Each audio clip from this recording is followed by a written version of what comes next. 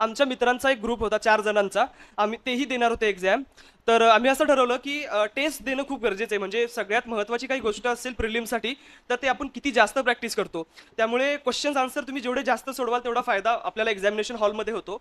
So आम्ही काय केलं की 4 जणांचा ग्रुप बनवला आणि त्यात ही आयडिया माझी होती की त्यात काय करणार की मी समजा 6वीची एनसीईआरटी आहे जिओग्राफीची, तर त्यावर माझ्याकडून शक्य होतील जेवढे मला सुचतील त्याच्यातून वाचून मी क्वेश्चन काढणार आणि एका रविवारी मी तो पेपर घेऊन जाणार आणि तो तिघांना डिस्ट्रीब्यूट करणार. सेम दुसरा मुलगा 7वीचा 8वीचा आणि 9वीचा असं तो पेपर तयार करणार.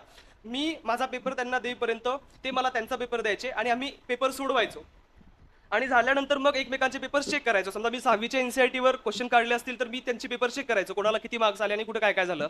तसेच ते माझ्यासोबत करायचे आणि त्यातनं खूप चांगला अभ्यास व्हायचा. म्हणजे की क्वेश्चन्स विचारतात कसं हे खूप समजणं गरजेचं आहे. इव्हन प्रिलिमला आणि मेन्सलाही कशा स्वरूपाचे प्रश्न विचारले जातात. म्हणजे आपल्याला जनरली मला सुरुवातीला असं वाटतं